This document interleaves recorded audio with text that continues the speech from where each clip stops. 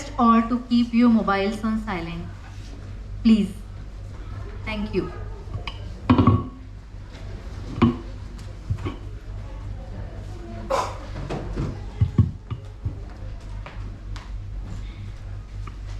So good morning all.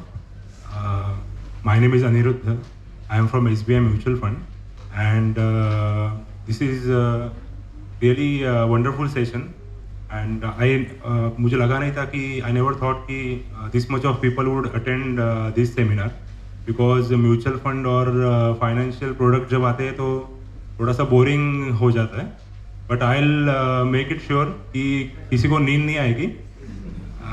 And it will definitely, if you look at these brochures, it says Pehla Kadam.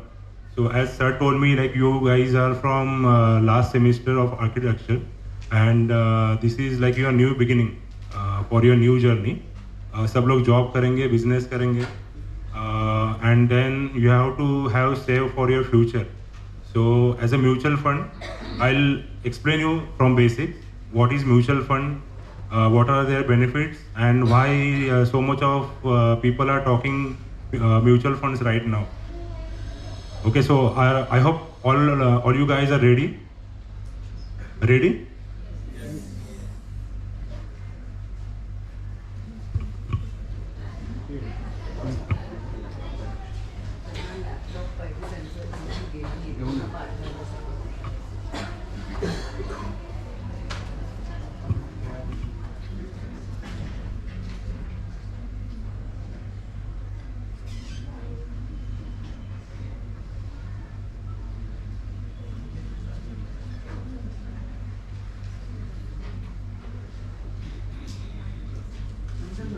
Address बरोबर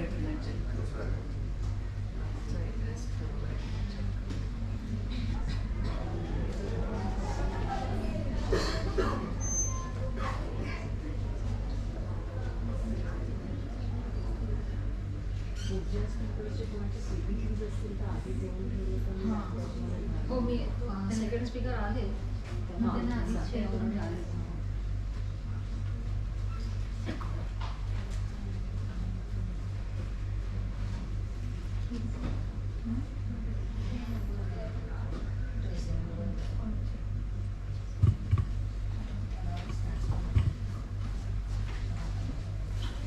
So this will be an interactive session. It is not like only I am going to talk. So we just 1 minute, 2 minutes are there. Just wanted to know, like you are like very young people sitting over here, and most of the like Generation Z, right? Most of you talking about bitcoins and all crazy stuff. But I hope you have anyone invested in bitcoins as of now. What about mutual funds? Anyone has any SIP or lump sum invested? Okay, so only one boy is there.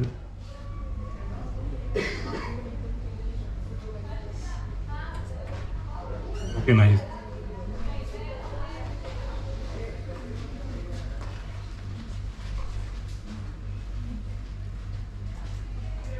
So I'll just share you one small experience.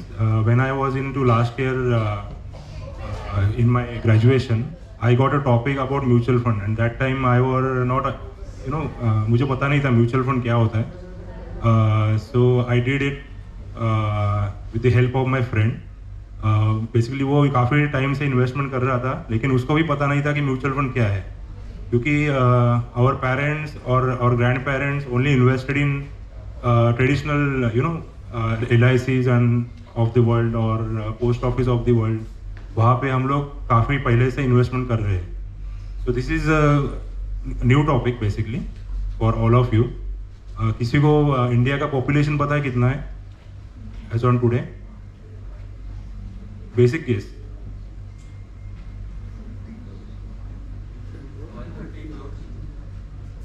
Any other cases?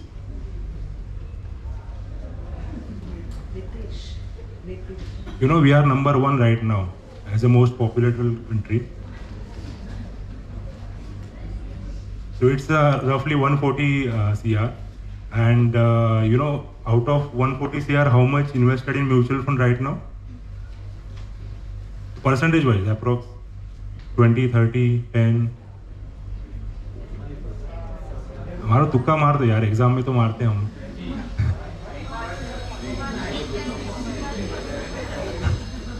So it is basically only 4% out of 140. Okay, so that is how we literate in this particular product. Cricket कौन देखता है? अच्छा, all of you. तो basically cricket के बीच में वो add आता है ना, म्यूचुअल फंड सही है. MS धोनी को पूछा जाता है कि आप रिटायर्ड हो गए, अभी आपको टेंशन नहीं है क्या? तो वो बोलते कि नहीं, मैंने पहले से ही म्यूचुअल फंड में इन्वेस्टमेंट किया हुआ है. Okay, so that is how it is. It's very beautiful product basically.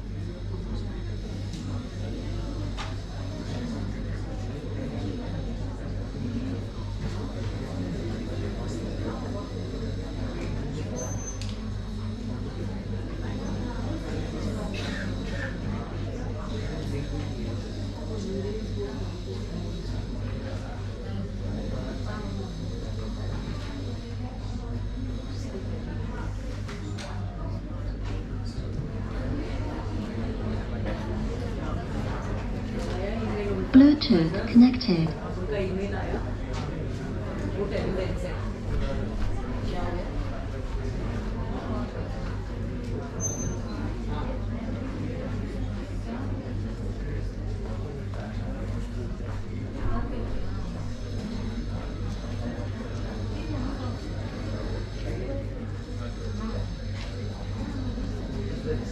हाँ, that's what I was saying. Yeah.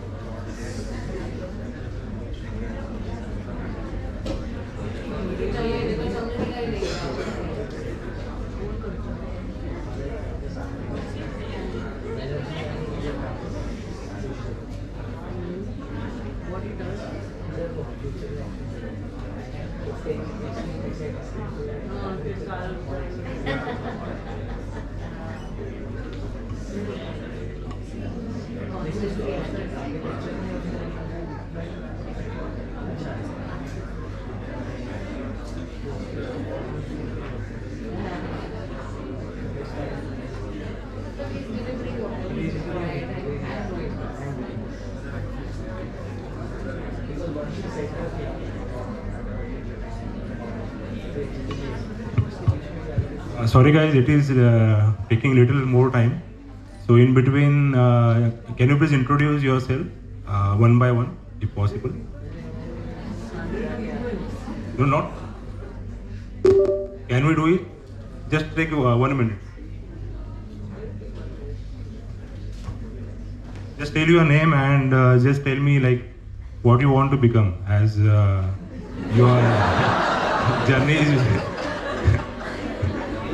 Just start from here.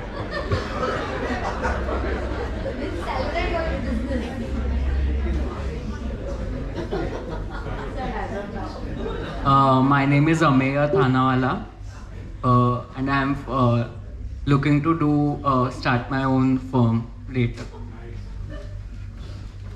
Hi, my name is Mansi Bhatia, and I'm looking to start a business in some field allied to architecture. Hi, my name is Pruvanshu Sangvi and I'm interested in event management. Hi, my name is Mansa. I still have no idea what I'm going to do.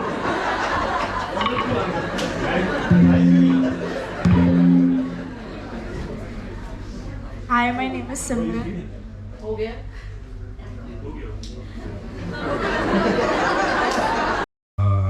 One or two girls here with the boy. Yeah, please can you stand up? May I know what's your good name? Prish. Okay. So do you have any basic idea like what is mutual fund? Can you? So no one will laugh. This is like a learning session for us. Okay. So anyone can share your experience about your investments. So please tell me like what is the basic idea you have? Like mutual funds are basically a lot of people cumulatively share their invest in a particular fund Right. that is handled by experts, a group of experts. Right. They invest depending on what, for example, if it is a flexi cap mutual fund, then they will be investing in small and large cap. Okay, okay. Great. Can you just round of applause for him? So he said exactly what I'm going to tell you. So basically mutual fund is like a pool, a swimming pool we know, right? A swimming pool हम लोग को पता है जिसमें बड़ा pool होता है और पानी होता है जिसमें हम लोग तैरते हैं, right? So mutual fund is also like a pool of money. So pool है बड़ा, उसमें सब लोगों ने पैसा जमा किया हुआ है. It's a pool of money of the investor who are having same objective. जैसे इनको प्रॉफिट कमाना है, मुझे प्रॉफिट कमाना है, मुझे 10 साल के लिए इन्वेस्टमेंट करना है या 50 साल के लिए इन्वेस्टमेंट करना है, जो भी है. So everyone is having their different objective. So they वो pool में पैसा जमा करते हैं and that pool will be managed by the experts, the fund managers who are having the professional degree. So they know where to invest, where not to invest, where is the risk, where is we will get a better returns. Okay, so they will manage your funds and they will generate the returns and they will pass on the returns to investors. Okay, so it is a very simple product. We have to invest it. It will manage by the professional. So we don't need to give any particular time or we don't need to study anything because we are from architecture, right? We don't have maths or finance. So we don't need to worry about that particular thing. We are in the different profession. We have to work on that. The returns will generate by the fund managers. Okay. So यहाँ पे share market में कैसे होता है कि हम लोग को खुद स्टडी करना पड़ता है कहाँ पे इन्वेस्टमेंट करना है कहाँ पे अच्छे रिटर्न्स मिलेंगे. Okay so here we don't need to do that anything. So these are the some benefits of mutual fund. Professional manager, as I said, the fund managers are there who manages your investment. So as I from SBI mutual fund, so वहाँ पे भी काफ़ी different schemes है. हर schemes के अलग अलग fund managers होते हैं who manages that particular fund. Affordable, mutual fund में अगर आपको इन्वेस्टमेंट करना है so we can start from 500 rupees also. So we don't need to invest, we don't need to have a big amount. हम लोग को 50 लाख, 1 करोड़, 10 करोड़ इकट्ठा करके इन्वेस्ट नहीं करना है. हम 500 से भी स्टार्ट कर सकते हैं. Right, so that is the one benefit. Portfolio diversification. So portfolio diversification means we so diversification means like we have हम लोगों ने काफ़ी सुना है right, India is a very diversified country. So यहाँ पे अलग अलग कास्ट के लोग रहते हैं. जैसे कल ही मकर संक्रांति हुआ, पोंगल हुआ. So there are different festivals, different people. So like diversification it is available in mutual fund also. So there are multiple asset classes like share market, shares हो गया, इक्विटी, गोल्ड हो गया, रियल एस्टेट हो गया. सो सब में आपका investment होता है. So that is a diversification. तो आपका रिस्क भी जो है वो भी डाइवर्सिफाइड हो जाता है. You are not only investing into a one particular category. Then economics of scale. अभी यहाँ पे 100 लोग हैं, 100 लोग ने पैसा जमा करके इन्वेस्टमेंट किया है. तो आपका जो अमाउंट इन्वेस्टमेंट होगा that is into bulk. So I can hire a professional, I can pay a fees. अगर मान लो सर को आज इन्वेस्टमेंट करना है और उनको कोई फंड मैनेजर चाहिए रहेगा, so that he will charge more, right? That amount I cannot pay as an individual. But यहाँ पे कैसे सब लोग मिल के इन्वेस्टमेंट कर रहे हैं, that is the economic of scale. So यहाँ पे क्या हो रहा है कि मैं I can bear the charges of the fund manager because I am investing in a bulk.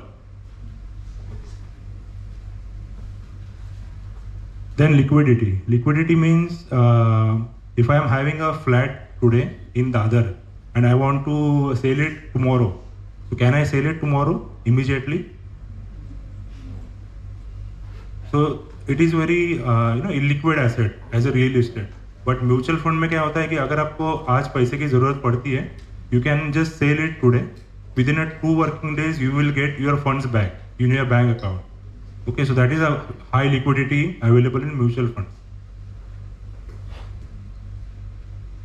Then convenient option to invest. So you can invest anytime whenever you want. It is not like जैसे FD में हो गया कि 1 लाख की FD करो या 5 लाख की FD करो. जैसे मैंने यहाँ पे बताया कि 500 रुपये आपके पास आज है, आप आज इन्वेस्ट करो. आपके पास परसों वापस कुछ अमाउंट आया, आप परसों वापस इन्वेस्ट करो. जब भी आपके पास फंड्स है you can invest it. Okay, it is not like you have certain restrictions.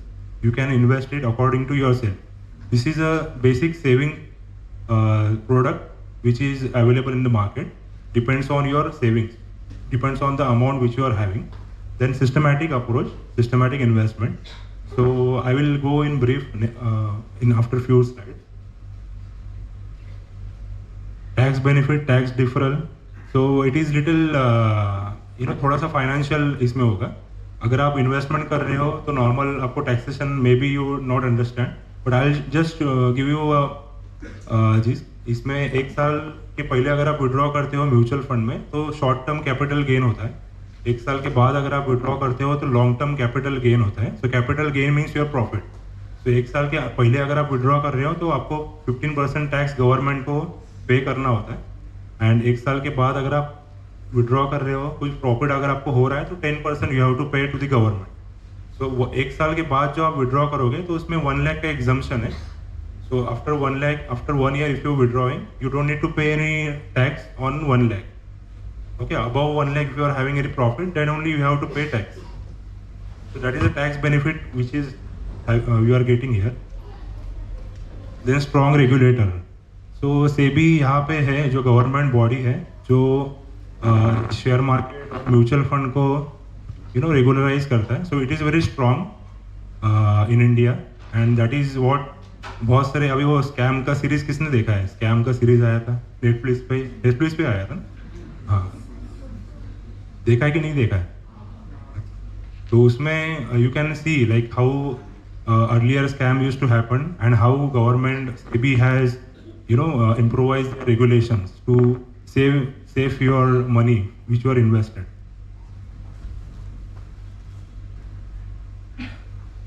ये जैसे सर ने बताया था large cap, mid cap, small cap. तो बेसिकली ये इक्विटी में 3 कैटेगरीज होती है, large cap, mid cap, small cap. Large cap means the all big companies which are already grown. Like सुबह उठ के हम लोग दांत घासते कोलगेट से, तो Colgate is the big company. Then we use Samsung Mobile. So that is also a big company. So company which are having 20,000 CR and more capital, basically that is the definition, which are into large cap. Then mid cap and small cap. So mid cap is like mid company which are having capitalization 5,000 to 20,000 in between. It is into CR, 5,000 CR to 20,000 CR. Then small cap is like the small companies which are having capital below 5,000 CR. So all the new IPOs coming, they are come under small cap, new companies or small companies. So this is what I earlier talked about diversification. Don't put all your eggs into one basket. You have to diversify it in between all asset classes so that your risk will get diversified. तो यहाँ पे जैसे मैंने dream पूछा था, तो हर एक का एक अलग अलग गोल रहेगा, राइट? कि मुझे अभी मैं जॉब करूँगा, फिर एक 5 साल में मेरी गाड़ी होगी, 10 साल में मेरा घर होगा, राइट? मुझे सबसे इम्पोर्टेंट यहाँ पे जो इंडिया में है दैट इज़ रिटायरमेंट प्लानिंग. जैसे हम लोग अभी जॉब में जा रहे हैं, राइट? तो गवर्नमेंट तो हम लोग का रिटायरमेंट में कुछ पैसा देने नहीं वाला है, राइट? पेंशन तो नहीं मिलेगा. So that is the main objective you should having right now to plan for your retirement. अगर आप अभी से ही एक स्मॉल अमाउंट इन्वेस्टमेंट स्टार्ट करोगे तो जाके आप in future you will get a big amount. Okay, अगर आप, मैं एक एग्जांपल आपको बाद में बताऊंगा, आप जितना डिले करोगे उतना ज़्यादा अमाउंट आपको इन्वेस्टमेंट करना होगा.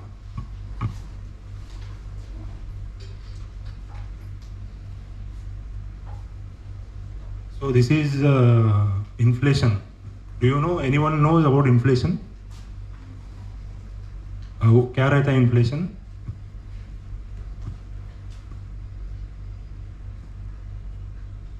किसी को पता है इन्फ्लेशन क्या होता है?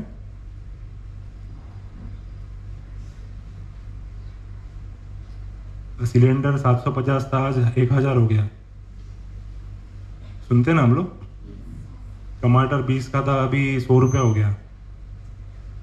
Right, so that is inflation, महंगाई जिसे हम लोग बोलते हैं. और महंगाई जो है वो इट्स लाइक साइलेंट किलर, जो साइड बाय साइड आगे बढ़ रहा है लेकिन हम लोग को किसी को पता नहीं रहता. This is like you guys are freshers, you don't know about it. सबको पता रहेगा हम लोग की जो सैलरी बढ़ती है उससे भी ज़्यादा इन्फ्लेशन बढ़ रहा है. So we have to tackle it. And there is only one product right now which is available, which is mutual fund, which will help you guys to beat the inflation. So what is beating the inflation? So inflation, महंगाई जो है it is around 7% से बढ़ रही है. Okay, साल दर साल. So this is a basic example we can see here. So 2000 में एक ब्रेड का पैकेट जो आता था वो 10 रुपये में आता था. अभी जो है वो 45 हुआ है और आने वाले टाइम में वो 57 होगा. पेट्रोल जो है वो 28 था, अभी 105 हुआ है. Okay, so that will increase year on year. So that is what inflation is. अभी एजुकेशन का आपका ही एग्जांपल ले लो. आपने जो स्टडी किया हुआ है तो आने वाले टाइम में सेम अमाउंट में आप वही कोर्स नहीं कर पाओगे. वो तो 5 साल में ही चेंज हो जाएगा उसका जो अमाउंट है वो, क्योंकि वो इन्फ्लेशन है, महंगाई है. सब महंगाई की वजह से सब प्राइजेस जो है वो बढ़ रहे हैं. तो आपको जो रिटर्न्स है, अगर आपको सेविंग अकाउंट में अगर आप मान लो 1 लाख रुपये सेव कर रहे हो, आपको अगर 3% 3% ही जैसे मिल रहा है सेविंग अकाउंट में, तो आप बेसिकली नेगेटिव रिटर्न्स मिल रहा है आपको, क्योंकि आप इन्फ्लेशन को बीट ही नहीं कर पा रहे हो. ठीक है, तो वो इंटरेस्ट का कुछ मतलब ही नहीं है. अगर आपको 7% से ऊपर कुछ अगर रिटर्न्स मिल रहा है, so that is the best option right now. So that is mutual fund which will help you to get good returns where you can beat the inflation. This is aspirational inflation. पहले 20 साल पहले जिसके पास अगर 2 wheeler होता था, so that will be higher middle class. जिसके पास 4 wheeler होता था 20 साल पहले, तो that he is become Ambani, Tata, right, in our society. But now it is everyone is having a bike और most of you having car, right. So it is now convenient. अगर अभी शादी करनी है तो लड़की पूछती है कि घर में कार है कि नहीं है, right. So that is a basic necessity right now. So now what is luxurious, it becomes necessity in going forward. Here are the multiple examples given. like Netflix, LCD, smartphone, washing machine, branded watches, car, home theater. So this is one example given for inflation. So impact of inflation on monthly expenses 50,000 today. जो आज जो 50,000 के expenses हैं, okay, जो आने वाले 5 साल में वो 70,000 हो जाएंगे ऑटोमेटिक, अगर हम लोग सेम एक्सपेंसेस कर रहे हैं तो भी, क्योंकि उसके प्राइसेस बढ़ गए होंगे. वही अगर आप 10 साल, 15 साल, 20 साल देखोगे, तो after 20 years my 50,000 expenses will be 1,93,000 after 20 years. Okay, जब आप लोग आपके मिड करियर में हो गए. Okay, so how it becomes. So this is systematic investment plan, where we seen it in these benefits.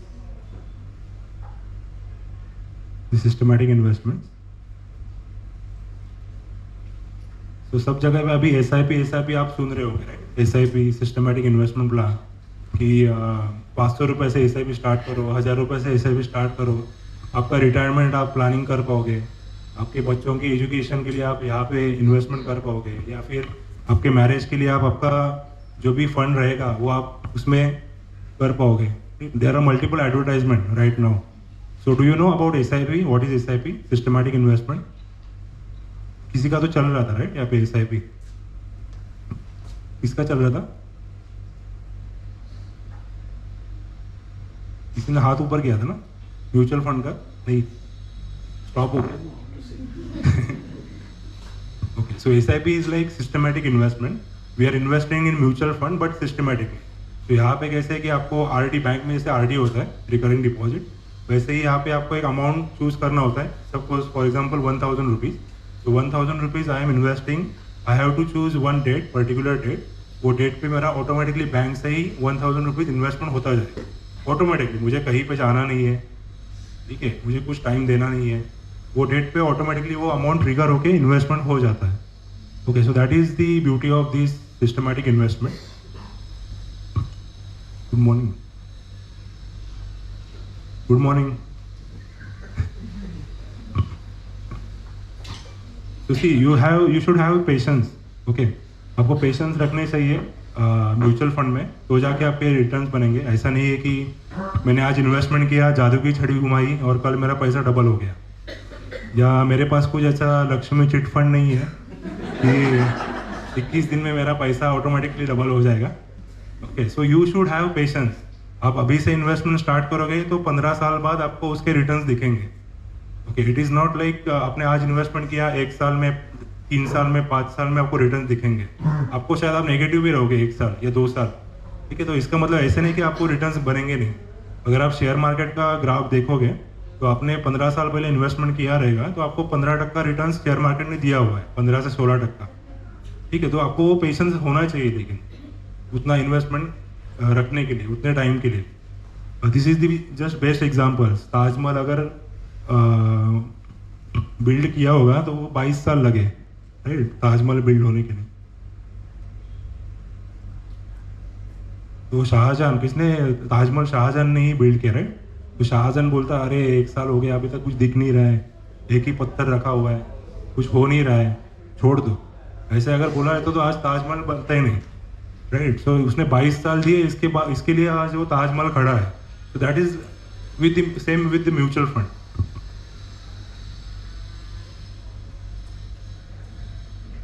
These are the benefits of SIP. Rupee cost averaging, bring financial discipline, eliminating risk of timing, power of compounding, achieve goal with plan and flexible manner.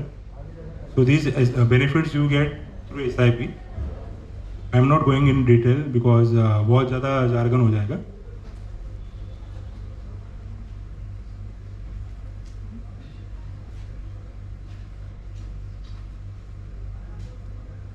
तो ये power of compounding का chart है. Power of compounding शायद मे भी किसी ने सुना नहीं होगा यहाँ पे, but there are 2 returns, you know. One is simple return and one is compounded return which we get in the banking और इन्वेस्टमेंट. तो सिंपल रिटर्न जो होता है वो हमें सिर्फ प्रिंसिपल पे ही मिलता है. सपोज 10% अगर मुझे रिटर्न मिल रहा है और मैंने 1 लाख रुपए इन्वेस्टमेंट किया हुआ है, तो 1 लाख में 10% कितना हुआ? हार्डली 1000। तो 1000 रुपीज़ मुझे, मान लो 10 साल मैंने एक FD किया हुआ है, तो 10 साल में मुझे 1000 ही मिलेगा साल भर, 1000 रुपया। लेकिन वही अगर आप कंपाउंडिंग में देखोगे, so my 1 year return would be 1000, but my second year return the 10% will calculate on 1 lakh plus 1000।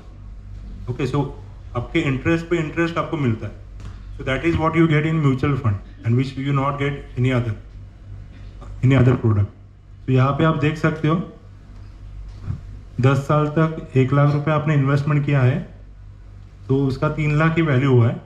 वही अगर आपने 20 साल के बाद देखा, तो जो 3 लाख का कंपाउंडिंग हो रहा था वो 1.3 हो गया। ठीक है, तो वैसे वो बढ़ता जाता है जितना टाइम आप उसमें दोगे। तो एक 10 साल या 15 साल के बाद आपका अमाउंट जो है वो डबलिंग होना स्टार्ट हो जाता है।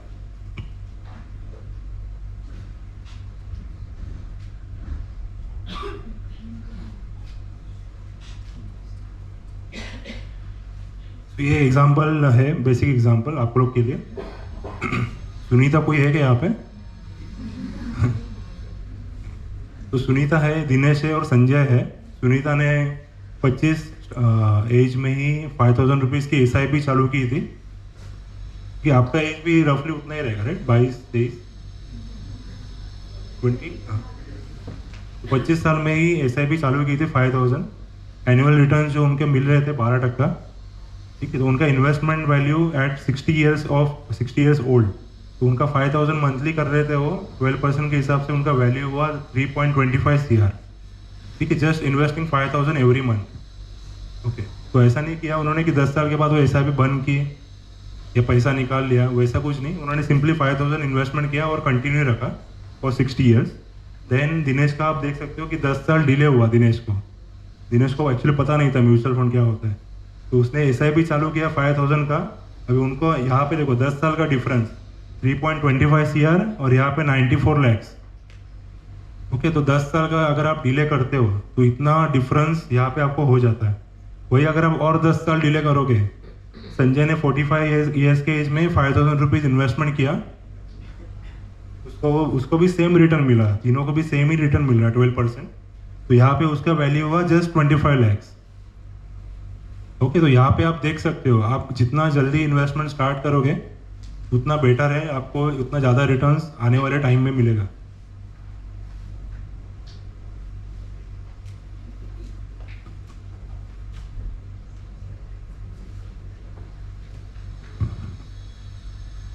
ये 10,000 रुपीज़ का एग्जाम्पल है।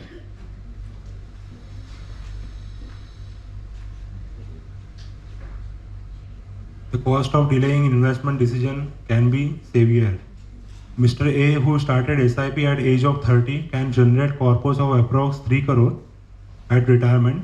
In comparison, Mr. B, who started SIP at age 40, can garner approx rupees 90 lakhs only. Okay, so that is a huge difference. 2.1 CR difference is there.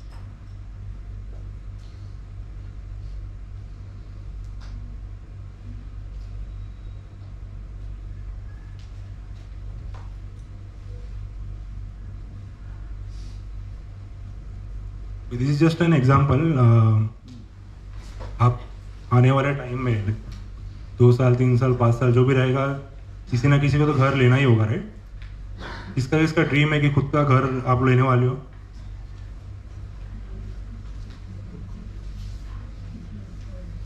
मतलब मोस्टली सब लोग ही लेंगे, राइट? तो उसके लोग को आपको अभी से ही प्लान करना होगा।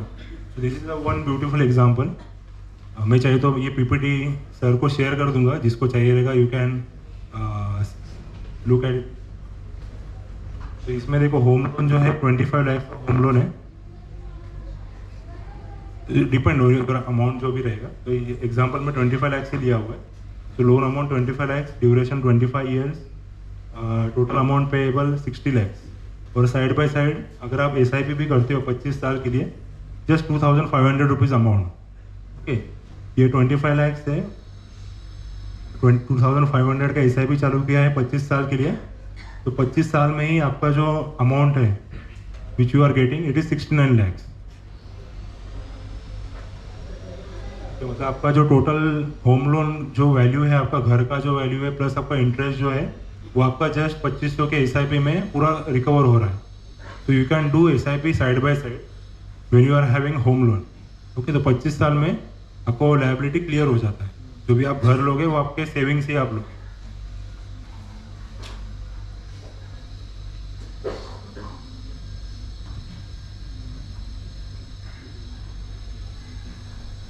कोई एग्जांपल समझ में नहीं आया, ऐसे है नहीं है. तो मैंने घर लिया है 25 लाख का, आज लिया हुआ है, ठीक है. और साइड बाय साइड में क्या कर रहा हूँ कि एक 2500 के SIP में मैं स्टार्ट कर रहा हूँ, जो कि जो इंटरेस्ट में पे कर रहा हूँ बैंक को. 25 लाख माइनस 60 लाख करोगे तो इंटरेस्ट इतना अमाउंट में पे कर रहा हूँ. तो मुझे अगर लग रहा है कि मुझे अभी इतना अभी होम लोन हम लोग क्यों लेते हैं, क्योंकि हम लोग के पास इतना बड़ा अमाउंट नहीं रहता, राइट. तो हम लोग होम लोन ले रहे हैं, लेकिन साइड बाय साइड SIP भी कर रहे हैं, क्योंकि आगे जाके जो भी हम लोग ने होम लोन में इन्वेस्टमेंट किया हुआ है, जो भी पैसा हम लोग ने बैंक को दिया हुआ है, वो भी साइड बाय साइड रिकवर हो जाए, ठीक है. अगर हम लोग ये SIP करेंगे ही नहीं तो क्या होगा, हम लोग जस्ट जो इंटरेस्ट पे किया है या जो भी घर का जो हम लोग ने एक्सपेंस दिया हुआ है वो तो रिकवर नहीं होगा. लेकिन हम लोग ने जस्ट 2500 रुपया, it is a small amount compare to 25 lakh.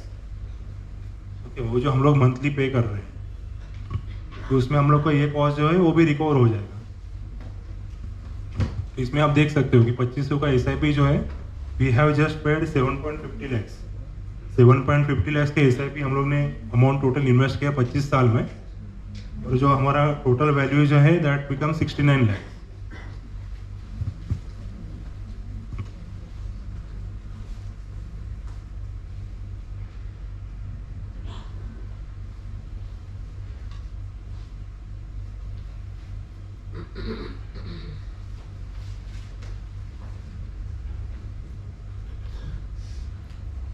तो अभी म्यूचुअल फंड का बेसिक तो मैंने बताया है, SIP क्या होता है या वन टाइम इन्वेस्टमेंट क्या होता है, आपके रिटायरमेंट के लिए आप कैसे इन्वेस्टमेंट स्टार्ट कर सकते हो.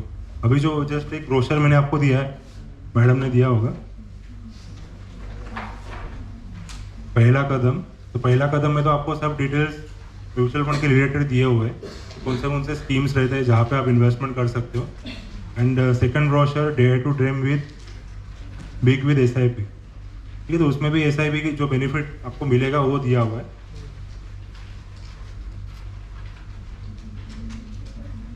अभी एक जस्ट फंड का नाम दिया है SBI कॉन्ट्रा फंड. इसमें 5000 का SIP अगर आप करते हो 1999 से जब फंड स्टार्ट हुआ था, तब आपका जो टोटल वैल्यू है आज के टाइम में, मतलब अराउंड 24 ईयर्स में that becomes 2.58 CR. So that is how benefit you can get just investing 5000 monthly basis. तो आपको कोई और जगह पे और कहीं पे ये इतने रिटर्न्स आपको मिलेंगे नहीं जितना म्यूचुअल फंड में आपको मिल रहा है. किसी को अगर स्मॉल डाउट रहेगा तो भी आप पूछ सकते हो कि इसका प्रोसेस क्या रहता है, या इसका ट्रैकिंग कैसे होता है, इसका इन्वेस्टमेंट आप कैसे कर सकते हो.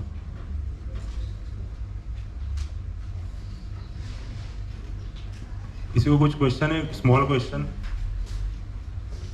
You can ask. Madam sir कुछ बोलेंगे नहीं. हाँ बोलिए. So when I start the business or I start earning and I start investing, so how do I decide कि मुझे अलग-अलग funds में invest करना है? How do I keep a track of it? तो मैम का क्वेश्चन है कि जब वो इन्वेस्टमेंट स्टार्ट करेंगे तो वो कहाँ पे इन्वेस्टमेंट करना है और कैसे ट्रैक करना है वो पूछ रहे हैं. तो there are in market there are many advisers who advises you like doctors. तो डॉक्टर के पास आप जैसे जाते हो तो वो आपका चेकअप करता है और फिर आपको मेडिसिन देता है या जो भी प्रिस्क्रिप्शन है वो देता है. तो वैसे ही एडवाइजर्स होते हैं, जैसे यहाँ पे मैम है, तो you can take a help of ma'am. She will do entire research of yours, like आपका पूरा फाइनेंशियल प्लानिंग करके देंगे कि आपका फाइनेंशियल बैकग्राउंड क्या है, आपके गोल्स क्या है और आपके पास कितना टाइम है. तो उसके हिसाब से अलग अलग फंड्स होते हैं जहाँ पे आप इन्वेस्टमेंट करते हो. और जैसे आपने ट्रैकिंग का बोला, तो ऑनलाइन एप्लीकेशंस भी अभी अवेलेबल है, जैसे SBI म्यूचुअल फंड का ही इन्वेस्ट ऐप करके है, जहाँ पे आप ऑनलाइन सारी चीज़ें देख सकते हो. आपका इन्वेस्टमेंट कितना हुआ है, रिटर्न्स कितने मिल रहे हैं. अगर आपको एडिशनल इन्वेस्टमेंट करना है, you can do it online. अगर आपको रिडम्पशन करना है तो वो भी आप ऑनलाइन ही कर सकते हो. ओके, तो सारी चीज़ें ऑनलाइन अभी अवेलेबल है, आपको कहीं पे भी जाने की ज़रूरत नहीं है।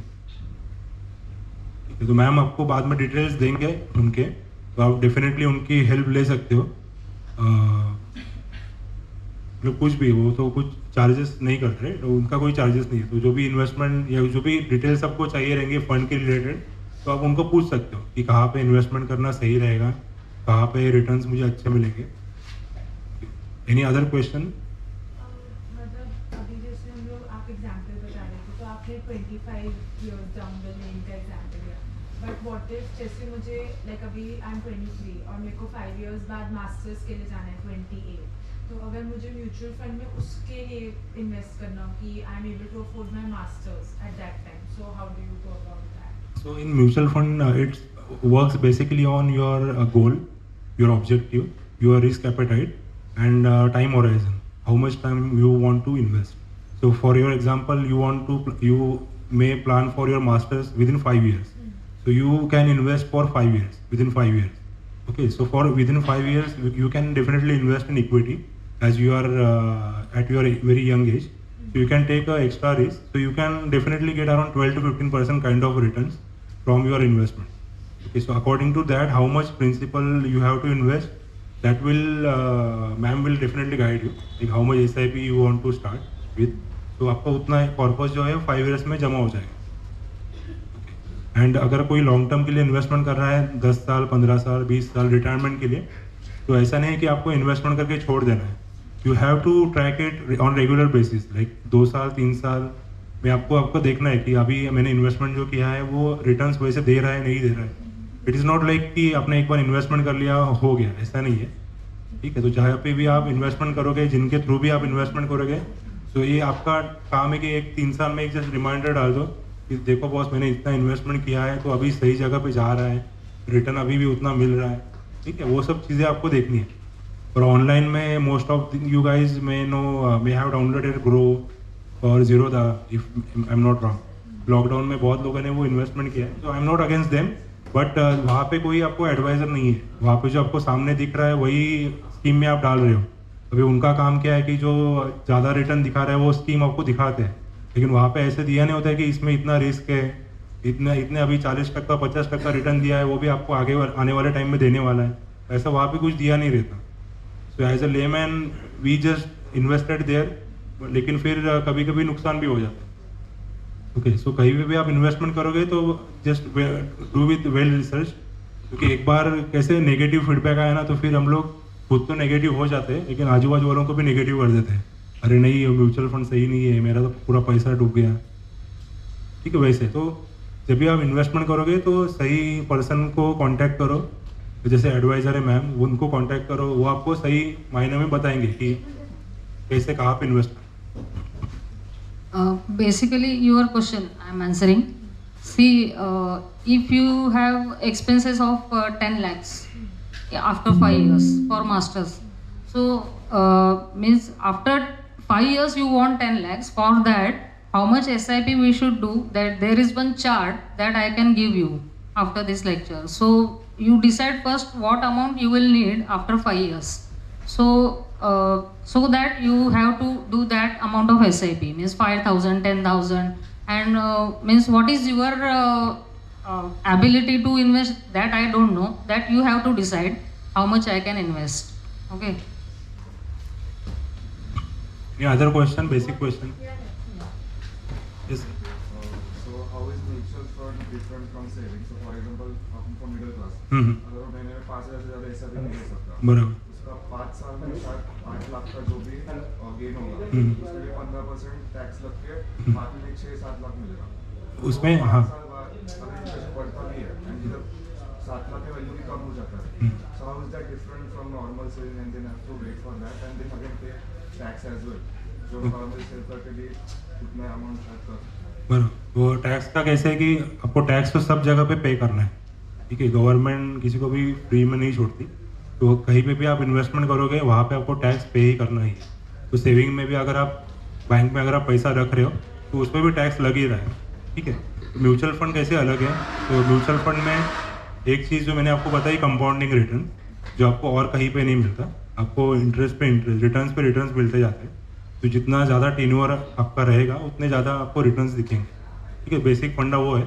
अभी सेविंग में आपको जैसे 2% 3% मिल रहा है बैंक में, तो उससे बेटर है आपको 12% अगर मिल रहा है ऑन एन एवरेज, तो that is a better thing.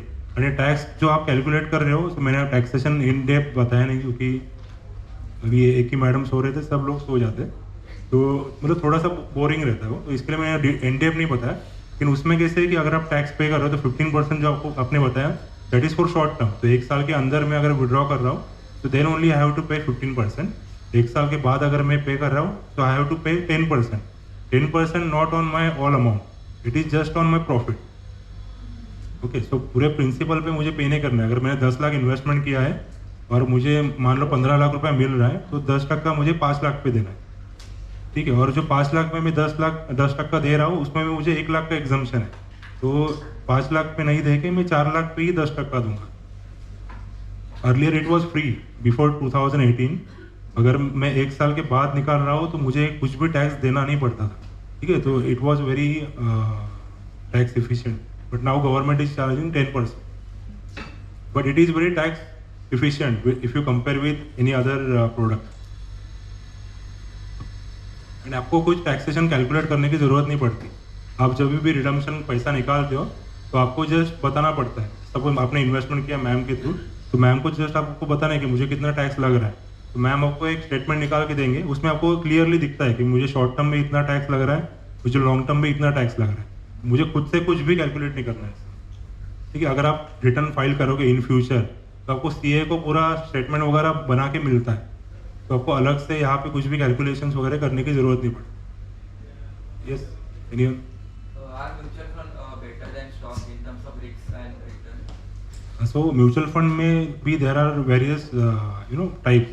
One is equity, then debt, and one is hybrid, which is balanced.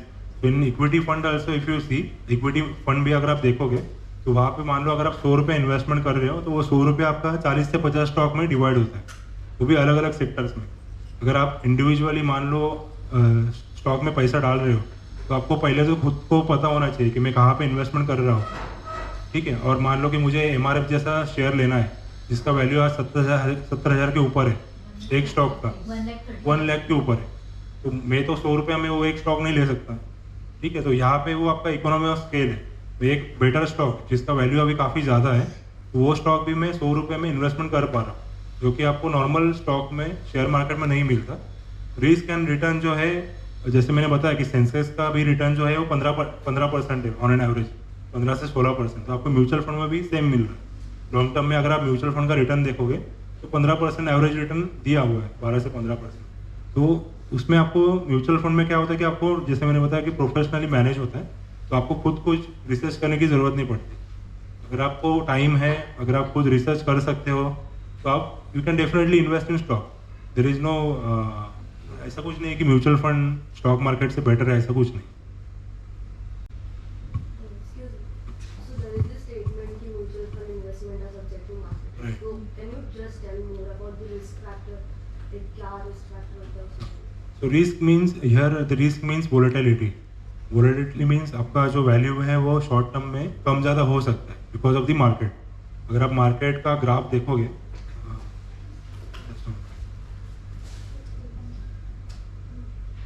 मेरे पास ग्राफ था, तो उसमें आप ग्राफ देखोगे तो वो हम लोग ECG कैसा निकालते हैं, पूरा ऐसा जिगजैग जिगजैग जिगजैग, तो वो ऐसे रहता है। लेकिन अगर आप थोड़ा सा वो जूम आउट करके देखोगे ना, तो ग्राफ आपको अपवर्ड्स दिखेगा, तो वो जिगजैग है लेकिन वो ऊपर जा रहा है। ठीक है, तो वो आप जूम इन करोगे, शॉर्ट टर्म में आपको वोलेटिलिटी दिखेगी, मार्केट ऊपर नीचे होते हुए दिखेगा। लेकिन आप जितना ज़्यादा इन्वेस्टमेंट करोगे उतना अमाउंट आपको बाद में बढ़ ही रहा है। मार्केट स्टार्ट हुआ था 1000 पॉइंट से, अब वो आज 70,000 है। ठीक है, तो वो मार्केट ग्रो हो रहा है, लेकिन शॉर्ट टर्म में वोलेटाइल रहता है। So that is the risk. So अभी मान लो कि मुझे इन्वेस्टमेंट करना है लेकिन मुझे इतना रिस्क नहीं चाहिए, मुझे इतना वोलेटिलिटी नहीं चाहिए, तो उसके लिए अलग फंड्स होते हैं। ठीक है, अभी आप कैसे सब यंग हो, राइट, अभी आप जस्ट अभी अर्निंग आपका स्टार्ट हो जाएगा, तो अभी आप ज़्यादा रिस्क ले सकते हो क्योंकि आपके पास बहुत टाइम बाकी है। आपने मान लिया आज से इन्वेस्टमेंट किया, लेकिन आपका 2 साल के बाद मान लो कि आपका इन्वेस्टमेंट जो है वो नेगेटिव में चला गया। ठीक है, लेकिन ऐसा नहीं है कि आज मैं 2 साल के बाद मेरा रिटायरमेंट है। ठीक है, रिटायरमेंट में क्या होता है कि मेरा अर्निंग जो है वो बंद हो जाता है। ठीक है, मेरा जो भी सेविंग है वही मेरा रिटायरमेंट में का वही कॉर्पस होता है जो कि मुझे आगे तक बचा के लेके जाना है। तो वो टाइम में उनको वैसा प्रोडक्ट नहीं बता सकता जिसमें आपका रिस्क ज़्यादा रहे, ठीक है। तो वो डिपेंड करता है कि आपका वो मतलब ऑब्जेक्टिव क्या है, आप कितना टाइम हॉराइजन के लिए आप इन्वेस्टमेंट कर सकते हो, बेसिकली वैसे। लेकिन रिस्क देखोगे तो जो लाइन देना पड़ता है वो that is the SEBI guidelines basically, वो लाइन आपको देना है क्योंकि you have to read all the documents careful. उसमें जो भी क्लॉज है, जो भी डिटेल्स है, और ऐसा नहीं कि लेमन लैंग्वेज में दिया रहता है। आप खुद भी अगर आप कोई भी फंड का डिटेल देखोगे ना तो आप इजीली वो रीड कर सकते हो। थोड़ा सा टेक्निकल लैंग्वेज रहता है तो इसके लिए वो होता है। और market risk means what means suppose अभी जैसे अमेरिका में ट्वीट ओवर का ये हो गया था, फेल हो गया था, तो वो टाइम पे मार्केट ज़्यादा क्रैश हो जाता है। अभी जैसे कोरोना आया था तो दैट टाइम 2020 में एकदम मार्केट क्रैश हो गया, मीन्स 40,000 इंडेक्स से 20,000 आ गया। तो ये रिस्क जो रहता है वो टाइम पे अपने को वो बेयर करने का कैपेसिटी रहना चाहिए, इसके लिए वो मार्केट रिस्क बोलते हैं। इन शॉर्ट अगर हमारा कोई गोल है, फॉर एग्जाम्पल मैंने डिसाइड करके रखा है, जैसे इन्होंने अभी बताया कि 5 इयर्स में मुझे मास्टर्स करना है, उन्होंने स्टार्ट कर दिया SIP, पर 5 इयर्स में अगर पता नहीं, जैसे अभी कोरोना आया, 5 साल के बाद वापस कुछ अलग सिचुएशन आती है, तो हो सकता है कि हमने जो इन्वेस्टमेंट किया है मार्केट डाउन होने की वजह से वो नीचे आए। So that is the reason you have to consider कि मार्केट रिस्क है। आप इन्वेस्टमेंट करने के पहले अच्छे से डॉक्यूमेंट्स पढ़ लो। और उसी तरह से अगर कैसा है म्यूचुअल फंड में 3 टाइप्स होते हैं, लिक्विड, डेट एंड इक्विटी। तो हमारा जो गोल है अकॉर्डिंगली हम लोगों को उस हिसाब से इन्वेस्टमेंट करना होता है। फॉर शॉर्ट टर्म पीरियड अगर मुझे 3 ही साल के लिए करना है, फॉर एग्जांपल मेरा गोल है कि मुझे अगले साल फ़ोन लेना है, एप्पल फ़ोन लेना है। सबका ड्रीम होता है कि मुझे एप्पल फ़ोन चाहिए, अलग वर्जन चाहिए, तो उसके लिए मैं अभी से SIP स्टार्ट कर सकती हूँ, because it may cost more than 1 lakh, right. तो अगर मुझे उस वक्त जाके डायरेक्टली 1 लाख का फ़ोन लेना है तो शायद हो सकता है मेरे लिए वो डिफिकल्ट हो, so I can save it from now only. तो अपनी गोल्स के हिसाब से ही हम लोगों को इन्वेस्टमेंट करना है। ऐसा नहीं कि मैंने ले लिया, देखा मेरे फ्रेंड ने बोला कि अरे मैंने इसमें इन्वेस्टमेंट किया तो मैंने भी उसमें कर दिया। My goal is different, her goal is different, your goal is different, right. तो accordingly and ability to invest is also different. हो सकता है मैं 50,000 की SIP स्टार्ट कर पाऊँ, हो सकता है बोले कि नहीं मेरे लाइबिलिटीज बहुत है, मेरा लोन है, EMIs है, मेरे बच्चे हैं पढ़ने वाले, तो I can afford only 5,000। So it depends on ability of the person and goal of the person. Okay, clear? Is there any disadvantages of mutual fund? What do you think? So see, now there is no other option. Invest in mutual fund and like recession हो गया, like disaster हो गया, तो risk percentage कितना होगा? तो अभी for example आप स्टॉक का आपने ही पूछा था ना। हाँ, तो अभी मैम ने जैसे बताया कि कोविड में मार्केट क्रैश हुआ था, सीधा हाफ हो गया था मार्केट, मतलब 40% मार्केट गिरा था, जो 100 साल में एक बार ऐसे होता है कि मार्केट इतना ज़्यादा करेक्ट हो गया due to some uncertainty. Covid जो है वो तो बार बार नहीं आता, राइट। 100 साल में एक बार ऐसा कुछ हो गया, तो वो टाइम आप कोई भी मार्केट का स्टॉक देख लो जो जितना गिरा होगा, और कोई भी एक म्यूचुअल फंड देख लो, लार्ज कैप म्यूचुअल फंड, वो कितना गिरा होगा, और आपका एक पर्टिकुलर स्टॉक कितना गिरा होगा, ठीक है। क्योंकि म्यूचुअल फंड में क्या होता है कि आपका इन्वेस्टमेंट जो है वो एक ही स्टॉक में नहीं जा रहा है, वो 50-60 स्टॉक में डिवाइड होके जा रहा है, ठीक है। तो वो आपका एवरेज आउट हो जाता है। तो मार्केट जब क्रैश भी होता है या मतलब करेक्शन भी होता है, नेगेटिव भी होता है, तो भी वो उतना ज़्यादा नहीं होता जितना कि मार्केट इन रियल हो रहा है। आपका प्राइस जो है म्यूचुअल फंड में, आपका डाउन साइड जो है वो प्रोटेक्ट रहता है कंपेयर टू मार्केट। और सेकंड, आपका एक ही सेक्टर में नहीं होता, वो मल्टीपल सेक्टर्स में होता है। मान लो उसमें ऑटोमोबाइल्स है, बैंक्स है, ठीक है, फार्मा है, IT है, तो अलग अलग सेक्टर्स में जा रहा है। तो उसमें compare to market risk compare to कम रहता है, लेकिन उसमें भी डिपेंड करता है कि आप कहाँ पे इन्वेस्टमेंट कर रहे हो। आप अगर कोई पर्टिकुलर सेक्टोरियल फंड में कर रहे हो जिसमें आपका पूरा पैसा जो है वो एक ही सेक्टर में जा रहा है, तो दैट इज हाई रिस्क। तो एक ही सेक्टर में ही आप इन्वेस्ट कर रहे हो। मान लो आपको अगर लग रहा है कि भाई IT अच्छा परफॉर्म करेगा, मुझे IT में ही सिर्फ इन्वेस्टमेंट करना है, तो ऐसे सेक्टर फंड्स होते हैं जहाँ पे आपका IT रिलेटेड कंपनीज में इन्वेस्टमेंट होता है. तो आप एक ही सेक्टर में पैसा इन्वेस्ट करो, that will become more risk. So ma'am आपको नंबर शेयर करेंगे. कुछ भी आपको छोटा डाउट रहेगा तो भी आप उनसे हेल्प ले सकते हो. मैम भी काफ़ी सालों से ये फील्ड में है, तो उनकी एक्सपर्टीज आप यूज़ कर सकते हो. डिडक्शन होना चाहिए. So that is systematic investment and you have to fix a tenure कि 10 साल 20 साल मेरा रिटायरमेंट प्लान करना है, मैरिज एजुकेशन मैरिज को प्लान करना है, चिल्ड्रन एजुकेशन प्लान करना है. तो वो टर्म हम लोग को डिसाइड करना है. सेकेंड होता है लमसम. लमसम मतलब one time investment. For example मेरे पास आज 10,000 रुपये हैं, मुझे वो इन्वेस्ट करने हैं. सो आई वहाँ पे मुझे टेंशन होता है, अरे मैं हर महीने 10,000 नहीं दे सकता. सो वन टाइम तो मैंने 10,000 उसमें डाल दिया. So there are two types, SIP and lump sum. Any amount. For example मैंने आज मेरा SIP स्टार्ट कर दिया, 1,000 रुपीज का SIP मैंने स्टार्ट कर दिया है. ठीक है, for 10 years I will be paying 1,000 rupees. In between हो सकता है कि मेरे पास आज 5,000 रुपये आ गए हैं, किसी ने मुझे दे दिया, गिफ्ट आया, मेरा एरियर्स आया, मेरा बोनस आया, 10,000 कुछ आया, तो मैं उसमें बीच में ऐड कर सकती हूँ. That is one time lump sum investment. Redemption. तुम लोग जब तक पैसे डाल रहे हो there is no tax. Once you redeem the amount it is taxable. अगर SIP में कोई मंथ में नहीं इन्वेस्ट कर पाया तो क्या? तो एक ऑप्शन है कि आप पॉज कर सकते हो. आप जिस भी एडवाइजर थ्रू कर रहे हैं उनको आप बोल सकते हो कि इस मंथ में मुझे कुछ प्रॉब्लम है, I can not invest this month, we can pause this SIP. दूसरा है कि बाउंस अगर हो जाता है तो bank will charge you bounce charges. Okay, deduction होता रहेगा. जो डेट फिक्स है उस डेट को डिडक्शन होगा ही होगा. मैम ये जो 3 टाइप के म्यूचुअल फंड्स हैं, लिक्विड और डेट, हाँ. डिफरेंस क्या है? लिक्विड और डेट जो होता है ना वो शॉर्ट टर्म पीरियड के लिए होता है. जैसे बैंक सेविंग्स हम लोग कर डालते हैं ना, FDs बनाते हैं, 1 year का FD बनाते हैं, तो इसलिए वो लिक्विड में क्या होता है कि रिस्क नहीं होता है. जैसे इक्विटी में मार्केट रिस्क होता है कि अगर मार्केट सेंसेक्स नीचे चला गया तो हो सकता है मेरा फंड नीचे आ जाए और मुझे 1 साल में पैसे चाहिए, तो वो रिस्क अवॉइड करने के लिए मुझे लिक्विड में इन्वेस्टमेंट करना होता है, जहाँ पे मेरा फिक्स गोल है कि मुझे पता है कि नेक्स्ट ईयर मुझे फीस भरनी है, कुछ भी हो जाए फीस तो भरनी ही भरनी है. तो मैं उसके लिए अभी से 1,000 रुपीज़ की SIP स्टार्ट करूंगी.